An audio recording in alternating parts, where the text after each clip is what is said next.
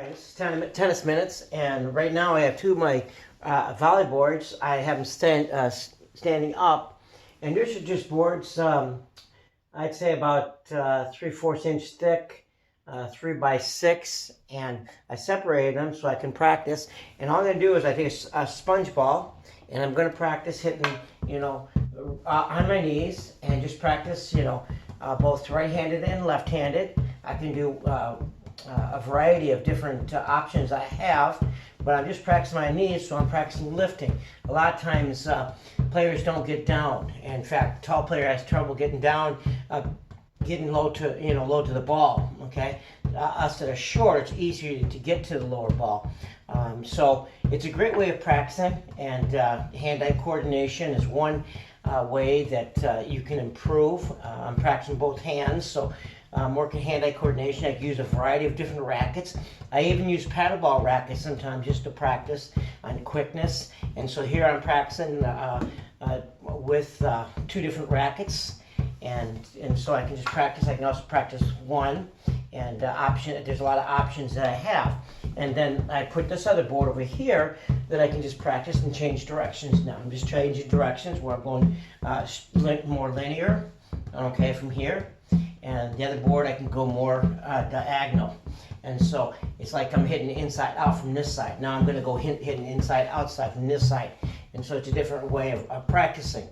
And so here I can go back to my linear, okay, going down the line, practicing down the line in this area. And remember, what I'm doing is I shorten things, and I'm hitting softer.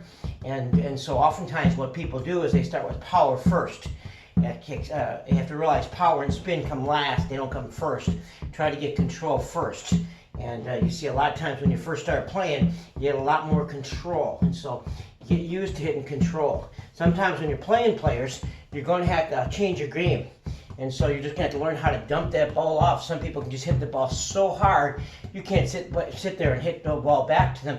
You got to start dumping the ball over and drop shot and moving them around the court, hitting balls at angles, bringing them up to net and lobbing them, taking them off their game plan. Because a lot of these young people, they can just bang the ball from baseline over and over. But why would you be hitting like that right back to them so they can just murder the ball or just kill the ball?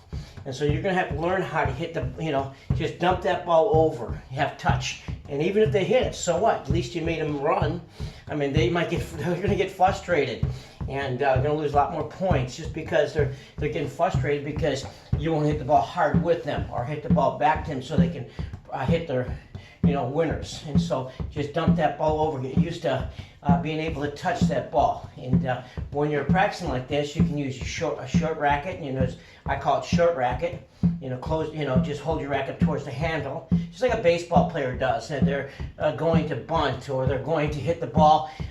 They sometimes choke up. Or you can lengthen, your racket or lengthen the bat. A lot of times people will lengthen the racket and get more, be more fluid and being more loose with the racket. And so here I'm changing my direction again, okay? And if I want to, I can just use practice with two hands. It's a great way to practice two hands. Just with on your knees, two hands, and then practice one hand. And you've seen probably me do this before.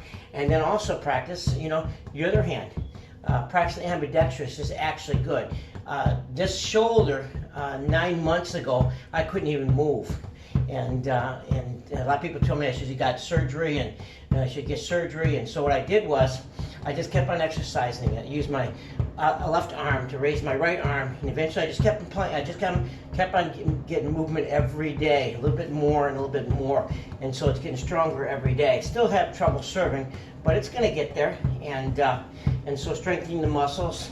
I have some more exercises that I'm going to do with weights to be able to strengthen my muscles around my shoulder there, and so it's important to practice. And so this is one way I practice at home, and I'm using two hands here. I use one hand. I use my backhand. Just a great way of practicing. And now I call this volley board, I call it a rally board because I'm rallying off it, okay? And then I change directions, more linear, and it goes this way, and I can do the same thing. And if I for my knees, then I can. It's a great way to practice. I can even go on one knee if I want. Okay, I can go 2 knees, 1 knee. And so I'm just going to encourage you to find ways to be creative and practice at home. And then remember, you're not hitting hard. I can hit it harder, but right now I'm just going for a touch. Okay, just more linear. Now inside out, I'm going to this other board over here. I'm hoping that this camera's catching it all. And so now I call my volley board a rally board. And it's mostly for control, for touch. And always, you know, I like to use one hand. Then I like to use 2 hands. Okay, because that helps me turn my shoulders more. And then I like to use one hand on my left hand. And getting used to that there. And so I can do it just on the opposite side too. I can go on my other hand and use left hand versus right hand. But my big thing practicing home in tennis minutes is to get you to practice. Realize that you got to find ways to practice. And what I'll do is I'll practice and I'll listen to a lecture, a book. I'll listen to something that's good on YouTube. And so whatever's true or good or right, I try to think upon those things. And so I like to listen to good music.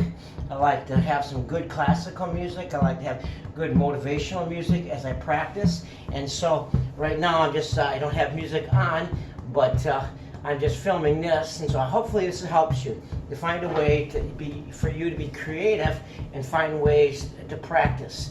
And so I have all kinds of different ways that I can practice, all kinds of things I work on.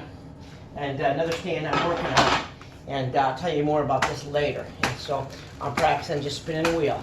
Getting down, spinning it, or I can just practice up here.